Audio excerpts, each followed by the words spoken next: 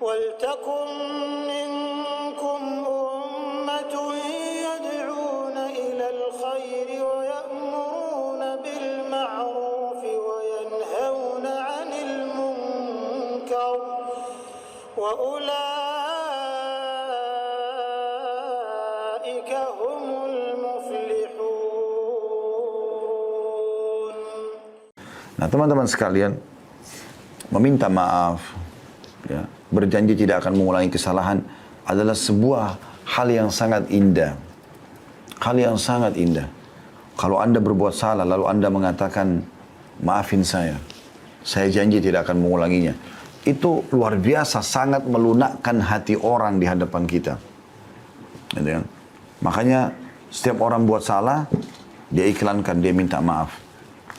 Nah, kalau teman-teman mengatakan maafkan saya, itu kalau kepada Allah Subhanahu wa taala sama dengan Anda mengatakan astagfirullah. Istighfar itu permohonan maafnya. Kalau janji tulisan ikrar misalnya atau ikrar dengan lisan tidak akan mengulangi, itu namanya taubat. Jadi kalau teman-teman gabung astagfirullah wa atubu ilai, artinya ya Allah aku minta maaf dan aku janji tidak akan mengulanginya. Seperti itu. Nah, teman-teman sekalian, taubat ini perlu kita lakukan. Karena Nabi SAW sendiri sebagai pimpinan kita dan utusan Allah mengatakan, aku beristighfar dan bertobat kepada Allah sehari, setiap harinya 70 sampai 100 kali. Seperti itu. Apalagi kita gitu ya. Padahal Nabi SAW sudah diampuni dosa-dosanya, tapi masih seperti itu. Nah, taubat ini teman-teman indah sekali. Karena dengan taubat, maka semua kesalahan Anda dimaafkan. Plus lagi, fasilitas yang terhalang karena kesalahan Anda akan diberikan. Contoh misal Anda di kantor, Anda kerja. Lalu Anda buat satu kesalahan, misalnya telat datang, atau Anda tidak menyelesaikan pekerjaan atau apa saja. Lalu cara yang terbaik adalah Anda minta maaf dan Anda coba perbaikin. Anda ajukan permohonan maaf, Anda janji tidak akan mengulanginya, lalu Anda janji juga memberikan tanggalnya atau waktunya ya, the time-nya itu akan diselesaikan. Maksud saya waktunya akan diselesaikan pada hari ini atau pada jam ini gitu. Dan ini tepati itu. Maka saya yakin nanti perusahaan akan memaafkan kesalahan Anda dan akan mencairkan semua fasilitas atau memberikan fasilitas yang sudah dijanjikan. Karena Anda lakukan itu. Seperti kurang lebih itu rasionalnya orang kalau bertaubat. Seperti itulah. Allah Subhanahu wa taala memerintahkan kita teman-teman untuk selalu taubat. Ini adalah perintah dalam banyak ayat Al-Qur'an, gitu kan. Dalam surah An-Nur misalnya ayat 31, dan bertobatlah kamu sekalian kepada Allah hai orang-orang beriman agar kamu beruntung.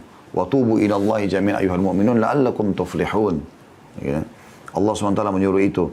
Kemudian juga dalam surah At-Tahrim ayat 8 juga begitu. Hai orang beriman bertobatlah kepada Allah dengan taubat yang ikhlas. Ya. Alladzina amanu tubu ila Allah taubatan nasuha. Jadi kan? Dan cukup banyak ayat-ayat Al-Quran yang membahas masalah itu. Begitu juga perkataan Nabi Nuh alaihissalam kepada kaumnya. Wa qul istaghfiru rabbakum innahu kana ghaffara. Dan Nuh pun berkata kepada kaumnya, mohon ampunlah kepada Tuhan kalian karena dia maha pengampun. Manfaatnya apa? Yursilis sama alaikum midrara. Maka dia akan turunkan dari langit air yang deras. Maksudnya rezeki. Ya. Karena kalau hujan turun dari langit, maka secara otomatis akan hidup tumbuh-tumbuhan, hidup hewan-hewan, manusia pun bisa hidup dari situ. Semuanya bisa bergerak dengan adanya air. Wa yumditkum bi amwalin wa banin. Dan dia akan memberikan tambahan keturunan dan harta buat kalian. Makanya pernah teman-teman sekalian, ada orang yang datang kepada Hasan Basri rahimahullah, 3 orang.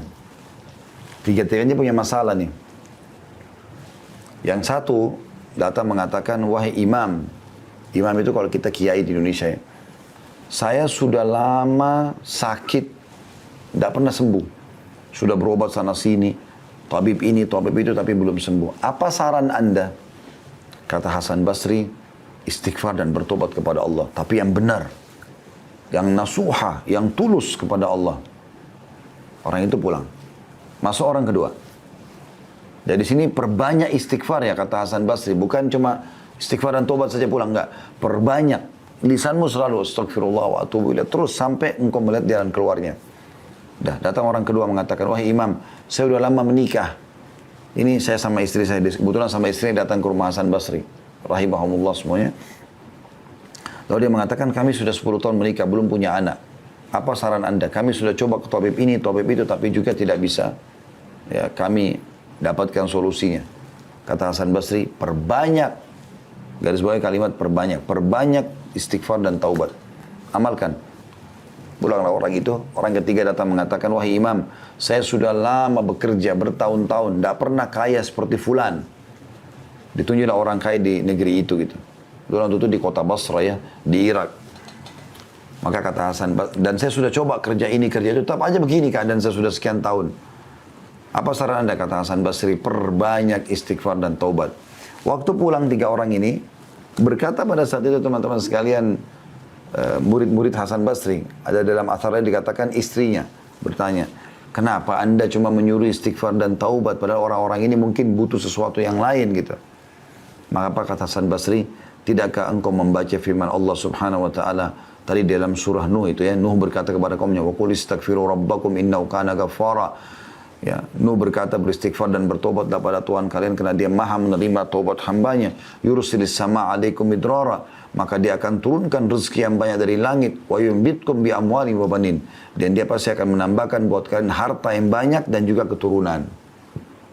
Jadi luar biasa manfaatnya. Imam Nawawi berkata rahimahullah, para ulama telah sepakat bahwa taubat dari seluruh perbuatan maksiat adalah wajib hukumnya. Wajib dilakukan dengan segera dan tidak boleh ditunda, apakah itu dosa kecil atau dosa besar. Nah, cuma bedanya teman-teman sekalian, kalau dosa kecil itu bisa diampuni dengan sholat, dengan wudu, ya. Kemudian dengan semua ibadah lah, sedekah, bakti sama orang tua, jenguk orang sakit, semua ini bisa memaafkan dosa-dosa kecil. Tapi kalau dosa besar harus taubat nasuha. Artinya betul-betul kembali kepada Allah dengan tulus dan ikhlas. Imam Nawawi mengatakan syaratnya 3. Meninggalkan dosa itu seketika. Lagi zina berhenti, lagi riba berhenti, lagi bohong berhenti. Kemudian yang kedua menyesali. Dan yang ketiga berjanji kepada Allah tidak akan mengulanginya. Subhanallah, ini tidak sulit ya. Karena meninggalkan dosa itu bisa kita kerjakan setiap saat. Menyesal ini, kata ulama, semua orang yang buat dosa, Allah akan datangkan penyesalan. Allah datangkan penyesalan. Jadi penyesalannya itu semua muncul. Kayak orang habis berzina, orang habis menipu, hilang itu. Muncul itu rasa menyesal. Sudah ada. Kemudian yang ketiga, janji sama Allah tidak akan mengulanginya. Maka akan diterima taubatnya insya Allah. Seperti itu.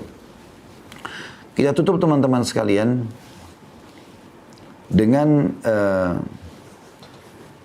beberapa sabda Nabi SAW, diantaranya, sesungguhnya Allah Subhanahu Wa Taala selalu membuka tangannya di waktu malam untuk menerima taubat orang yang melakukan kesalahan di siang hari. Dan sesungguhnya Allah membuka tangannya pada siang hari untuk menerima taubat orang yang melakukan kesalahan di malam hari. Begitulah terus hingga matahari terbenam dari barat. Ya, maksudnya di sini, terbenam, ya, terbit dari barat, sampai terbit dari barat. Hadits yang selanjutnya, Allah Subhanahu Wa Taala sangat gembira dengan taubat hambanya. Jadi Allah ini subhanallah tidak mau kita masuk neraka, mau kita masuk surga. Makanya dia sangat gembira dengan taubat hambanya. Dan kita tutup dengan ini teman-teman sekalian insyaAllah. Kata Nabi SAW, Allah lebih gembira dengan taubat hambanya dibandingkan seseorang di antara kalian yang membawa seluruh bekalnya di atas tunggangannya. Ya, digambarkan tunggang itu zaman dulu seperti unta misalnya, dia bawa semuanya bekalnya. Kalau anda mungkin naik mobil di zaman sekarang, membawa seluruh harta yang anda punya, simpanan anda, bawa di mobil. Kemudian kata Nabi SAW, dia melewati padang pasir yang tak bertuan, nggak ada orang, nggak ada hewan, padang pasir tandus. Dia jalan, kemudian dia capek, dia istirahat di bawah sebuah pohon. Pohon itu pun bukan pohon yang rindang. Kemudian dia tertidur, waktu dia bangun, dia tidak menemukan untanya sama bekalnya, hilang. Lalu dia keliling-keliling mencari, tidak ketemu. Pada saat dia sudah putus asa, dia pun berkata pada dirinya sendiri, saya akan kembali ke pohon yang tadi saya tidur. Ya. Dan saya berharap pada saat saya bangun sudah mati. Maka Nabi SAW mengatakan dia pun kembali ke pohon itu, lalu dia tidur, ternyata pada saat dia bangun, dia temukan untanya sama bekalnya semua ada di depannya. Bagaimana gembiranya orang ini karena dia bisa melanjutkan kehidupan, Allah lebih gembira dengan tobat hambanya dibandingkan orang seperti ini. Resep ini teman-teman sekalian, curhat dengan Allah Subhanahu wa Ta'ala dan bertobat dari dosa-dosa, dipastikan keduanya insya Allah dan masuk dalam judul kita akan menjadi penyebab utama semua urusan Anda dimudahkan oleh Allah Subhanahu wa Ta'ala.